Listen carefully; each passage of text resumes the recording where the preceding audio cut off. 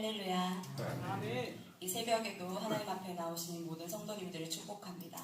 아멘. 혹시 만찢남이라고 들어보셨나요? 만화를 찍고 나온 남자라는 뜻인데요. 완벽한 사람을 볼 때 우리는 만찢남이 따로 없네 이렇게 얘기합니다. 얼굴도 잘생기고 키도 크고 성격도 좋고 운동도 잘하는데 공부도 잘하고 심지어 노래도 잘하는 그런 사람을 우리는 만찢남이라고 합니다. 근데 중요한 게 하나 있어요.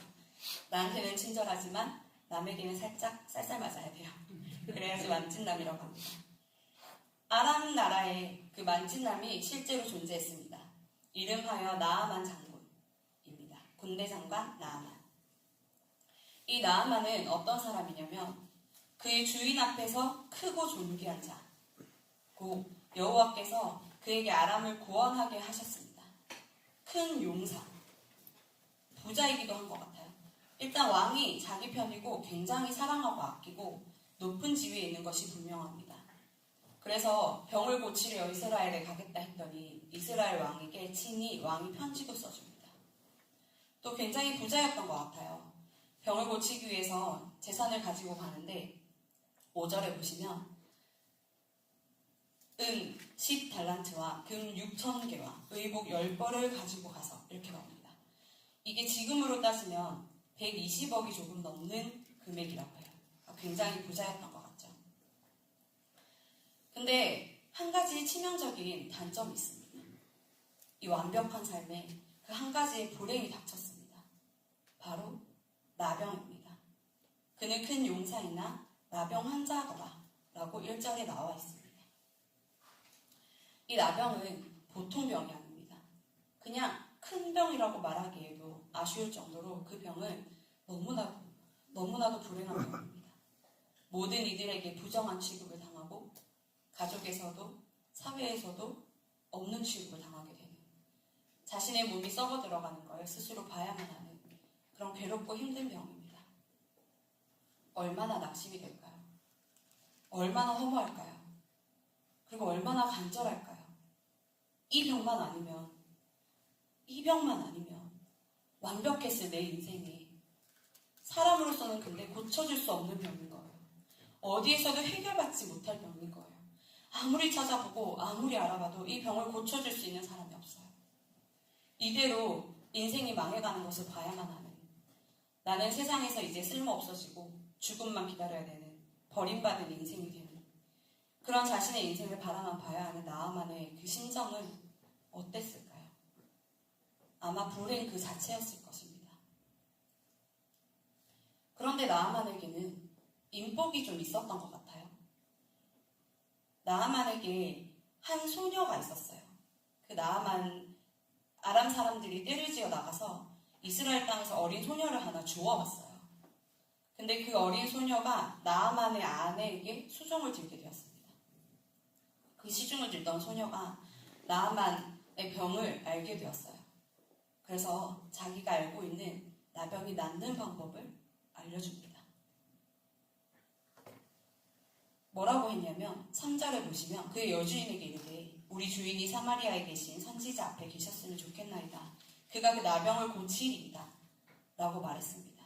자기가 살던 그 이스라엘에 하나님을 믿는 그 선지자가 나병을 고칠 수 있다고 소개해 준 거죠. 그래서 나아만은 그 얘기를 듣고 이제 만나러 가게 됩니다. 근데 가기 전에 이제 왕에게 이야기를 했더니 아람 왕이 좋아 가. 내가 이스라엘 왕한테 편지를 쓸게. 아마 그 선지자에 대해서 몰랐던 것 같아요. 그래서 이스라엘에 간다고 하니 이스라엘 왕에게 편지를 써줍니다. 제발 이 병을 좀 고쳐달라고. 날 사랑하는 이 신하를 위해서 애써달라고. 그리고 많은 재물을 가지고 떠나게 됩니다. 이스라엘 왕이 그 편지를 받고 아람 나라랑 사이가 좋기도 하고 나쁘기도 하고 계속 그랬다고 해요. 근데 이제 이 글을 읽었을 때 선지자의 존재를 몰랐나 봐요. 이스라엘 왕이 이 편지를 읽고 내가 무슨 힘이 있어서 내가 하나님도 아닌데 내가 무슨 나병을 고칠 수 있다고 나한테 고쳐달라고 하는 거지. 이건 필시 나랑 싸우자고 지금 도전장 보낸 거다. 이렇게 생각을 해요. 그리고 옷을 찢으며 고통스러워합니다. 그때 하나님의 사람 엘리사, 이 선지자가 바로 그 소녀가 말한 선지자죠. 엘리사가 이스라엘 왕에게 내게 보내세요. 제가 고치겠습니다. 라고 연락합니다. 그래서 나아만이 말들과 병거들을 거느리고 엘리사의 집 앞에 당도했습니다. 근데 엘리사가 우리 사람들이 생각할 때는 옆나라에 군대 장관이 왔어요. 심지어 130억 가까이 되는 재물을 가득 싣고 왔습니다. 혼자 왔겠습니까? 엄청난 시종들을 거느리고 왔겠죠. 근데 우리가 생각할 때는 뛰쳐나와서 맨발로 맞이해도 모자랄 것 같은데 엘리사는 나와보지 않습니다. 자신의 사자를 보내서 요단강에 몸을 7번 씻으라고 알려줍니다. 나아만이 그렇게 했을까요? 그 이야기를 듣자 나아만은 화가 굉장히 많이 났습니다. 푸대접 받고 마치 홀대받고 괄시받는 듯한 기분이 들었죠. 그러면서 이렇게 이야기합니다. 11절 말씀인데요. 내 생각에는 그가 내게로 나와서서 그의 하나님 여호와 이름을 부르고 그의 손을 그 부위 위에 흔들어 나병을 고칠까 하였도다. 라고 이야기합니다. 나아만이 생각할 때는 이 정도로 내가 이제 왔으면 병을 고치는데 뭔가 있을 거 아니에요, 방법이. 나와서 손을 흔들어 가며 내 아픈 부위들을 좀 어루만져주며 하나님 하고 불러가며 기도를 해줄 줄 알았던 거예요. 그러면 낫겠지 하는 기대로 왔던 거예요. 그런데 그냥 강에 가가지고 몸을 씻으라고 명령하는 거예요. 직접 나와보지도 않고. 그래서 화가 굉장히 많이 났습니다. 그래서 12절의 말씀에 보면 아니 우리 땅에 훨씬 깨끗하고 좋은 강들이 있는데 거기서 씻으면 안 나? 왜 내가 이렇게 더러운 강물에 들어가서 씻어야 돼? 왜 이런 방법을 나에게 알려주는 거야? 하고 화를 냅니다.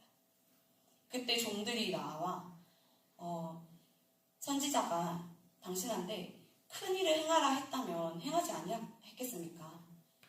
이렇게 자신들이 생각할 때 굉장한 재물과 굉장한 노력을 들여서 왔으니 그에 상응하는 어떤 일들을 하라고 했으면 기꺼이 하지 않았겠냐는 거예요. 근데 오히려 그거보다 쉬운 일을 행하라고 했는데 왜 그러시냐? 해보셔라.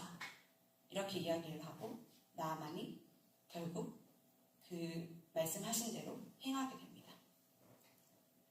그리고 이야기한 대로 모든 것을 행했을 때 나아만의 병은 고침을 받습니다.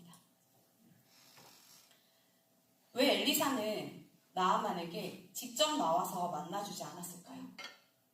왜 저렇게 쌀쌀맞고 문전박대하듯 섭섭하게 자존심 상하게 그렇게 행동했을까요? 왜냐하면 나와서 만나주는 순간 하나님이 아니라 엘리사가 베푼 기적이 될 것이며 말로 다 할 수 없는 재물을 가지고 온 것에 대한 보답으로서의 기적이 될 수도 있고 은혜가 아닌 거래가 될 것이며 무엇보다 나아만의 내 생각이 결국 내 생각으로 남을 것이기 때문입니다. 인간적인 생각에는 나아만이 사실 겸손하고 온유한 사람일지도 모릅니다. 그러니 어린 소녀가 포로 주제에 감히 못 배우고 하찮은 시종들이 감히 자신들의 생각으로 주인을 설득할 수 있었겠죠. 그러나 하나님 앞에서의 나아만은 교만한 사람이었습니다. 하나님 밖에는 이 병을 고칠 수 없음을 알고 간절한 마음으로 찾아왔음에도 불구하고 여전히 내 생각, 내 고집을 꺾지 못했고 자신이 한 큰 노력에 지불하려던 그 큰 값에 상응하는 있어 보이는 방법. 이 정도는 돼야 내가 투자할만 하지 싶은 그런 방법을 기대하고 그 기대에 부응하지 않는 얼토당토하는 방법을 가져오자 그 방법이 쉽고 거저 베풀어지는 방법임에도 불구하고 오히려 화를 내게 되었습니다. 그러나 사실 이 일이 이루어지는 것에는 사람의 힘으로는 결코 할 수 없는 나아만이 겸손하고 온유했기 때문에 벌어졌다고 말할 수 없는 그런 방법들이 껴 있습니다. 아무리 나아만이 온유하고 낮고 천한 자들을 존중하는 자라고 하더라도 어린 소녀가 포로된 소녀가 자신의 원수나 다름없는 나아만을 위해서 진심으로 낫기를 바라는 마음으로 두렵고 떨리는 마음으로 혹시 자기가 이야기한 방법대로 이들이 애를 써가지고 시간을 써서 많은 재물을 가지고 갔음에도 불구하고 이 모든 일의 끝에 낫지 않았을 경우에 자신이 겪게 될 고초, 어쩌면 목숨까지도 잃게 될 그런 일에 과감하게 자신이 있는 것을 말하고 너무나도 확신에 찬 목소리로 그렇게 이야기를 한다는 것은 결코 어린 소녀의 힘으로는 할 수 없는 일일 것입니다. 심지어 누가복음 4장 27절에 보면 이스라엘에 수많은 나병 환자가 있었지만 단 한 사람도 엘리사에게 나음을 입지 못하였다. 단 한 명, 오직 수리아 사람 나하만만이 나음을 입었다고 말씀하십니다. 즉, 소녀는 엘리사를 알았고 엘리사는 나병 환자를 고친 일이 없습니다. 그러나 소녀는 하나님의 사람이므로 이 선지자가 믿는 분이 하나님이시기에 능히 그 병을 고칠 것을 믿고 추천한 것입니다. 이 소녀에게 그 큰 믿음을 주신 것은 누구실까요? 하나님이실 것입니다. 또한 밖에서 주워온 그 소녀가 그 큰 믿음을 가지고 엘리사를 알고 있었다는 것도 그가 그 나아만의 아내를 시중들게 한 것도 다 하나님이 하셨다고 이야기하지 않으면 설명할 방법이 없습니다. 또한 시종들이 존경하고 사랑하는 주인이 먼 길을 와서 간절하게 병낫기를 간구하는 상황에서 이국 땅의 선지자라 하는 듣도 보도 못한 사람에게 괄시천대 멸시를 받고 있는데 거기에서 주인의 편을 들어주고 위로해주고 그 마음에 동참하지 않고 오히려 진심으로 충원을 해주고 한번 시키는 대로 해보시라고 말할 수 있는 그 용기와 그 설득하는 지혜는 하나님이 주신 게 아니고서는 설명할 방법이 없습니다. 그리고 결국에는 순종할 마음을 허락하시고 아무 일도 일어나지 않는 6번의 그 치욕스럽고 당혹스럽고 의심되는 그 시간을 버티고 결국 7번째 몸을 씻었을 때 깨끗하게 낫게 되는 기적을 보게 된 것은 하나님의 은혜입니다. 이 모든 일이 결국은 15절에서처럼 내가 이스라엘 외에는 온 천하에 신이 없는 줄을 아나이다 하고 고백하는 하나님만이 이 일을 하셨으며 하나님만이 자신의 생각을 완전히 내려놓고 하나님을 인정하게 만드시는 분임을 하나님만을 믿게 만드시는 그의 어찌할 수 없는 말로 설명할 수 없는 불행이 은혜로 바뀌는 순간을 위한 것이었음을 우리는 보게 됩니다. 오늘날 우리는 어떻습니까?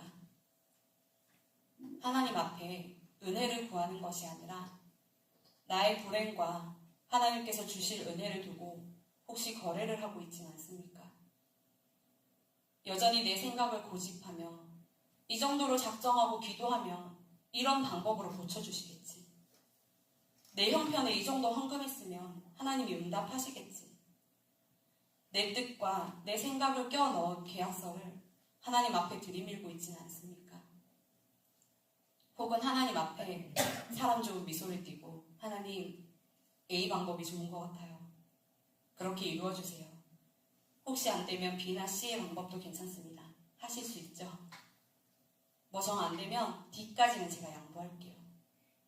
하고 내 생각을 제시하며 하나님이 그대로 일해주시기를 기대하고 있지는 않습니까? 하나님께서는 하나님의 방법으로 하나님의 뜻대로 일하십니다. 전혀 기대하지 못했던 남의 땅을 침범해서 주워온 작은 소녀 하나를 통해서 천하고 보잘것없는 시종들, 그저 집의 가구들처럼 재산의 일부로 여겨졌던 그들을 통해서 이름도 얼굴도 모르던 남의 나라에 심지어 사이가 좋지도 않던 나라에 내가 섬기는 신이 아닌 다른 신을 섬기는 선지자라 하는 일을 통해서 하나님께서는 나아만의 인생 최고의 불행을 하나님의 기적, 하나님의 그 은혜의 순간으로 바꾸셨고 스스로 영광을 취하셨습니다. 사랑하는 성도님들, 혹시 인생의 가장 불행한 순간을 맞이하셨습니까?